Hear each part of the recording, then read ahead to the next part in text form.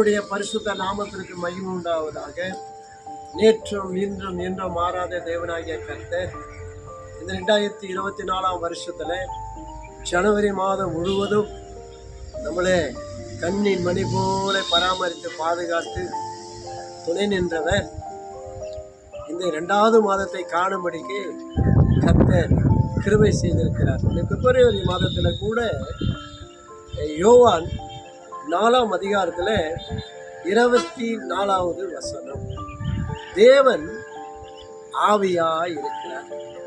அவர் எப்படி இருக்கிறார்? ஆவியாய் இருக்கிறார். அன்புள்ள தேவன், இரக்கமுள்ள தேவன், மகத்துவமுள்ள தேவன், ராஜாதி ராஜா, உள்ளங்களை ஆராய்ந்து பார்க்கிற தேவன் ஆவியாய் இருக்கிறார். ஆவியாய் இருக்கிற தேவனை உண்மையோடும் ஆவியோடும் தொழுது கொள்ள வேண்டும். ஆவியோடும் உண்மையோடும் தொழுது கொள்ளுகின்ற பொழுது அவர் உன் இருதயத்தினுடைய வேண்டுதலை கேட்கிற தேவனாய் இருக்கிறார். அவர் எங்கும் நிறைந்தவர், எப்பொழுதும் உன்னை காண்கிற தேவனாய் இருக்கிறார். நீ சோர்ந்து போகாதே, மகிழ்ந்து களி கூறு. கர்த்தர் பெரிய காரியங்களை செய்கிற தேவனாய் இருப்பார். நாம் செபிக்கலாமா? அன்பின் பரலோக பிதாவே, உங்களை சோதரிக்கிறோம்.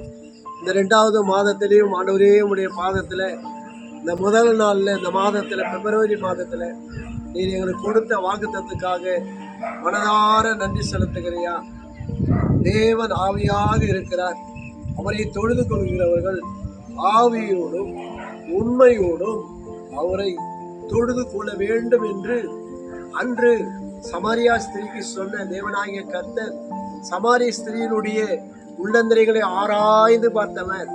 எங்கள் ஒவ்வொருவரையும் நீ ஆராய்ந்து பார்க்கிற தேவன். ஒவ்வொரு உள்ளத்தில் இருக்கிற பாரங்கள், வேதனைகள், சூழ்நிலைகள் எல்லாவற்றையும் மாற்றி என் தேவன் ஒரு அற்புதம் நடக்கட்டும், ஒரு அதிசயம் நடக்கட்டும். கர்த்தர் அப்படியே செய்ய போகிற எல்லா நன்மைக்காக கோடான கோடி நன்றி. ஆசீர்வதிங்க. இயேசு கிறிஸ்துவின் அதிகாரமுள்ள நாமத்தினால செபிக்கிறோம் எங்கள் அன்பின் பரலோக பிதாவே, ஆமென். நாம் சேர்ந்து சொல்லாமா? என் ஆத்துமாவே கர்த்தரை ஸ்தோத்திரி, என் முழு உள்ளமே பரிசுத்த நாமத்தை ஸ்தோத்திரி.